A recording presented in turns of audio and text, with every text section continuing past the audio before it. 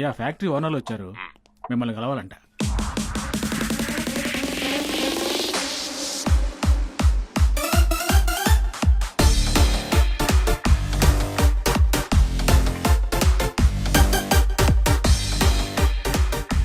Mister Nagabhushanam, sugar level ఎక్కువైనందువల్ల 21 units insulin వేసుకోండి.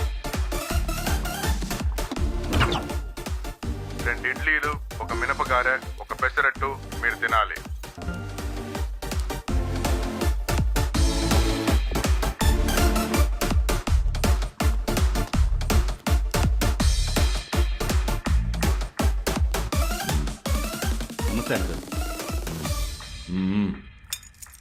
పోటీ చేస్తుంటే ఖచ్చితంగా మీరే ప్రెసిడెంట్. వర్కింగ్ కమిటీగా మనమే ఎన్నికైన తర్వాత ఈ అప్పట్లాగే మన కమిటీ మీటింగ్ని ఇక్కడే పెట్టుకుని ఉండొచ్చు. ఇంతవరకు గెలుస్తూ వచ్చారు. ఒకవేళ ఓడిపోతే ఒక్క ఓట్లో ఓడినా ఓటమే కదా. ఏ నిజాయితీగా ఉన్నవాళ్ళు ఎంతమంది ఓడిపోలేదు? ఇక్కడ నీతి నిజాయితీ ఎవరికుంది? ఇదిగో, నన్ను ఎదిరించి ఎప్పుడూ ఏ ఎలక్షన్లోనూ నించోకూడదు. ఒకవేళ నించున్నా వాడి ఓటు కూడా నాకే పడాలి. అన్ని ఓట్లు మనకే పడాలంటే ఒకే ఒక దారి ఉంది. ఎలక్షన్ రోజు మొత్తం మొలాలను తీసుకొచ్చి దించేయాలి. అయ్యో అన్నగారు, చెరుకును కోసేశాడు. హలో, ప్రెసిడెంట్ బద్రిని మాట్లాడుతున్నాను. బద్రి. Speaker on. బద్రి చెప్పు. చెరుకు పండించే ఓ 4 రైతులు ఫ్యాక్టరీని చూడాలంటున్నారు. రమణ, సరే బద్రి, రేపు ఉదయం ఫ్యాక్టరీకి వచ్చాయి. నువ్వు పూర్తిగా మారిపోయేలా హాలీవుడ్ స్టార్ లాగా నీకు హెయిర్ కట్ చేయబోతున్నావు. అన్న నువ్వేమంటావునా? మనంగానే ఉంటామన్నా. అయితే అలాగే కానీ. సార్ ఒక నిమిషం బద్రి, పడే. నువ్వు సంతకం పెడితే చెరుకు కొత్త సమస్య తీరిపోయినట్టే. ఇదిగో బద్రి. బాబు, మేము 3 తరాలుగా చెరుకును పండిస్తున్నాం, కానీ ఈ పంచదార ఫ్యాక్టరీ లోపలికి వచ్చేంత వరకు చూసిందే లేదు. ఏంటి అంత పెద్ద చక్రం తిరుగుతుంది? వామ్మో, రసం అలా కారుతుంది.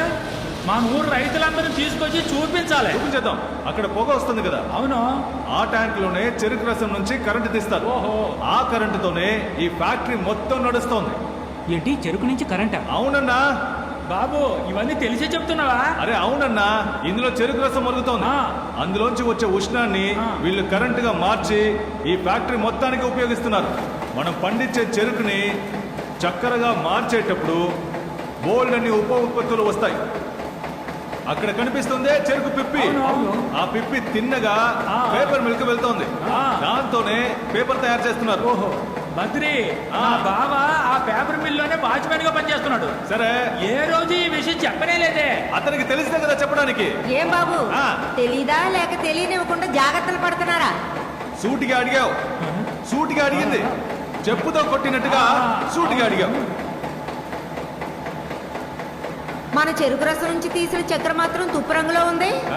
బద్రి, ఉప్పు రంగులో ఉన్న చక్కెర తెల్లగా ఎలా మారుతుంది? తెల్లగా మారడానికి సల్ఫర్ డయాక్సైడ్ వాడతారు. షుగర్, చక్కెర తినండి.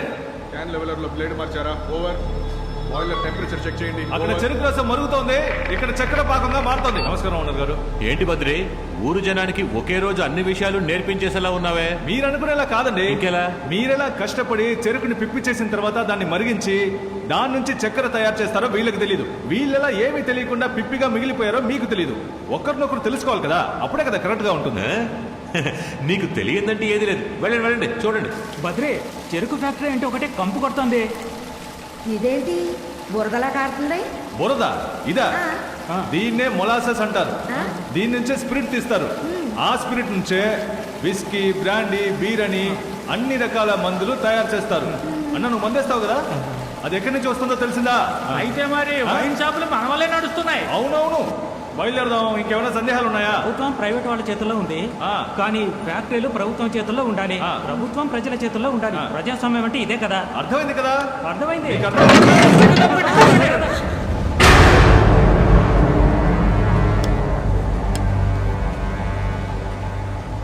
ఫ్యాక్టరీ చూడడానికి ఒప్పుకున్నప్పుడే అనుకున్నాను.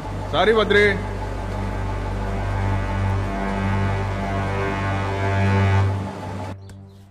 బి శ్రీనివాసరావు ఫోటో తగిలించు బద్రి. కనిపిస్తుందా? బాగా కనిపిస్తోంది. Okay, red salute.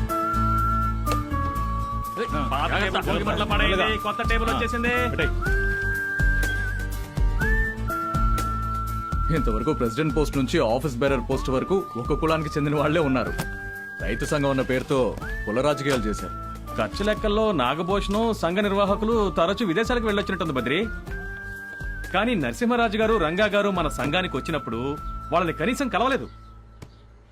మన పారంపర్య వ్యవసాయాన్ని పక్కన పెట్టి వేరేదో చేయడానికి ప్రయత్నించారు. ప్రతి సంవత్సరం పూడిక తీయడానికి స్టేట్ గవర్నమెంట్ డబ్బు కేటాయించింది. సంఘం తరపున సంతకం పెట్టి ఆ డబ్బు తీసుకున్నారు, కానీ పూడిక తీయలేదు. సంఘం లావాదేవీల్ని అధ్యయనం చేయండి. కాంట్రాక్ట్, లీజ్, వేలం పడిన వాళ్ళు ఎవరెవరు డబ్బు కట్టలేదో వాళ్ళు ఎవరైనా నోటీస్ పంపించండి. ఇప్పుడు సంఘం డబ్బు ఎఫ్డీలో ఉంది, ఎఫ్డీ ఏమో తాకట్లో ఉంది, తాకట్టు పెట్టిన డబ్బు ట్రస్ట్ లో ఉంది, ట్రస్ట్ ఏమో నాగభూషణం కంట్రోల్లో ఉందే ఎలా? ఎన్నో సంఘాల్లో ట్రస్ట్ ఇలాగే పనిచేస్తోంది. ఇది నాగభూషణం, ఇది సంఘం డబ్బు. ఇప్పుడు చెప్పు. సంఘం డబ్బు ఎఫ్డీలో ఉంది, ఎఫ్డీ తాకట్లో ఉంది, తాకట్టు పెట్టిన డబ్బు ట్రస్ట్ లో ఉంది, ట్రస్ట్ ఏమో నాగభూషణం కంట్రోల్లో ఉంది. ఇప్పుడే అర్థమవుతోంది. అప్పుడైతే మనం గెలిచిన సంఘం నాగభూషణం కంట్రోల్లోనే ఉంది. సంఘాన్ని ఎలాగైనా విడిపించాలన్నా విడిపించేద్దాం. అందుకే కదా వచ్చాం. ఇక మనమే వాడికి విల్లను. రేయ్ విల్లన్లా నవ్వండ్రా.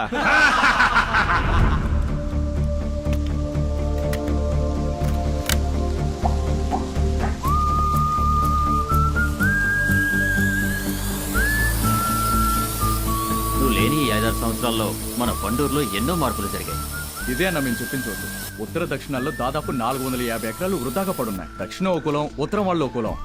తెలుసో తెలియకో ఆవులు మేకలు మేయడానికి వెళ్ళినా గొడవలు కొట్లాట్లై కనీసం 4-5 ప్రాణాలు పోతాయి. పోలీస్ స్టేషన్ లో కూడా దీన్ని డేంజర్ ఏరియా అని మార్క్ చేశారు. ఈ రెండు గ్రూపుల మధ్య ఉన్న కుల ఘర్షణలు తీరిస్తే అద్భుతంగా సాగు చేయగలిగే 450 ఎకరాలు దొరుకుతాయి. ఆ కులాలను తీసి పక్కన పెట్టి మానవత్వంతో ముందడుగేద్దాం. ఇటువైపు ఉన్న 260 ఎకరాల్లోనూ ఎవరూ సాగు చేయడం లేదు. అందులో వీడిది ఓ 3 ఎకరాల పొలం ఉంది. అవతల వైపు ఓ చెరువు ఉంది. వర్షాలు గనక బాగా పడితే ముందు ఆ చెరువే నిండుతుంది. కానీ దాన్ని సరిగ్గా సంరక్షించకుండా పూడికి తీయకుండా వదిలేయడం వల్ల పూర్తిగా ఎండిపోయింది. నువ్వే చూడు. ఇదిగో ఈ 30 ఎకరాల భూమి ఉందే, ఇది మొత్తం ఓ ముసలావిడికి సొంతం. ఆ ముసలావిడి మొగుడు చనిపోయాడు. ఆస్తి ఆవిడ పేరు మీద ఉంటే ప్రాణాలకే ప్రమాదం అని తిరుపతి ఏడుకొండల వాడి పేరు మీద రాసింది. ఇక్కడ 650 ఎకరాలు ఉన్నాయి బద్రి. ఓ తండ్రి తన 4 కొడుకులకి ఆస్తిని పంచాడు. ఒక కొడుకుని చదివించడానికి చేసినప్పుకే ఆస్తిని జమ కట్టేశారు. ఈ సమస్య కోర్టుకెళ్ళింది. ఇంకేముంది, వాయిదా వాయిదా అని ఇంకా లావుతున్నారు. వాళ్లలో కన్నైతే తాగుడికి బానిసై పిచ్చోళ్లా తిరుగుతున్నాడు. ఈ సమస్యను గనక పరిష్కరించామనుకో 650 ఎకరాలు మన సంఘానికే.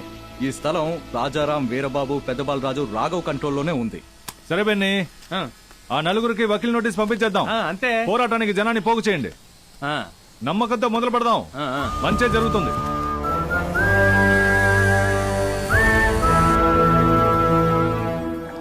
Hi honey. ఏయ్ త్వరగా